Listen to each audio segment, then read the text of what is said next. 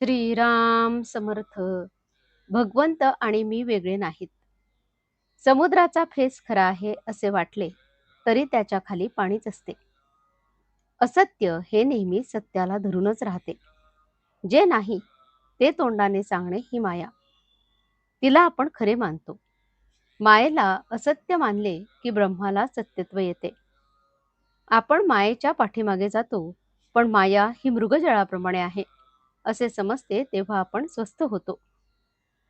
जन्माच्या वेळेस सोहम म्हणत होता, नंतर कोहम म्हणू लागला आणि शेवटी देहच मी म्हणू लागला. वास्तविक सूर्य आणि त्याचे किरण हे जसे वेगळे नाहीत, त्याचप्रमाणे भगवंत आणि मी हे वेगळे नाहीत. सत्य म्हणजे अखंड टिकणारे ते, म्हणजेच परमात्मा स्वरूप होय. सच्चिदानंद स्वरूपाच्या ठिकाणी मन चिकटून राहणे यालाच अनुसंधान असे म्हणतात.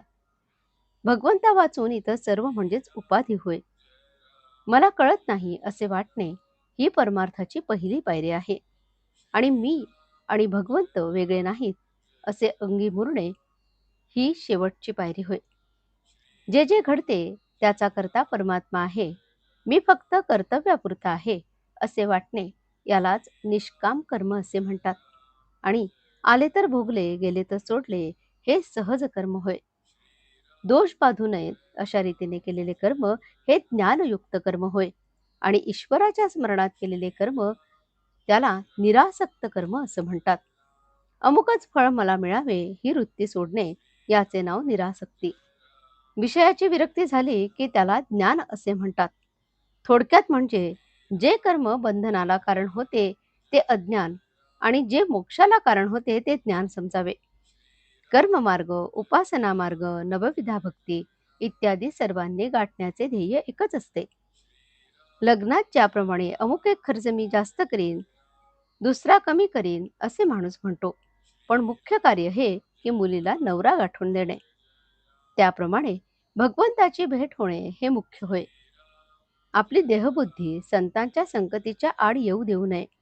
भगवंताच्या स्वरूपदर्शनाच्या आड माझ्या देहबुद्धीचा पर्वत येतो. सर्व साधनांचा उपयोग अभिमान नाहीसा करण्यासाठी असतो. नामस्मरणाने हे काम लवकर होते आणि म्हणूनच सर्व साधनांचे सार भगवंताचे नाम हेच आहे. ते आपण श्रद्धापूर्वक घ्यावे आणि भगवंताशी एकरूप व्हावे.